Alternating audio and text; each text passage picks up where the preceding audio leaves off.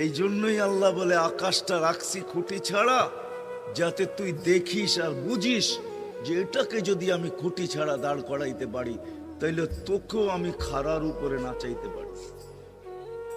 তোর বাবা দরকার ছিল বিশাল সূর্যটাকে যদি আমি মহাশূন্যের ভিতরে রাইখা যদি আমি এটাকে ঘন্টায় 6 লক্ষ কিলোমিটার বেগে যদি দৌড়াইতে পারি, যেটা তোদের দুনিয়ার থেকে 13 লক্ষ গুণ বড়, আমি আল্লাহ যদি এটা পারি, তাহলে তোর মতো 3.5 একটা মানুষ, 6 ফিট 6.5 ফিটের একটা মানুষকেও আমি বাধ্য করতে পারি। আল্লাহ বাধ্য করার হাজারো নিদর্শন আমাদের সামনে দিয়া দিছেন, কিন্তু আল্লাহ বলে তোকে আমি বাধ্য করব না, তোকে বুঝাবো। বিদায় আল্লাহ বুঝাইতেছেন আমাদেরকে।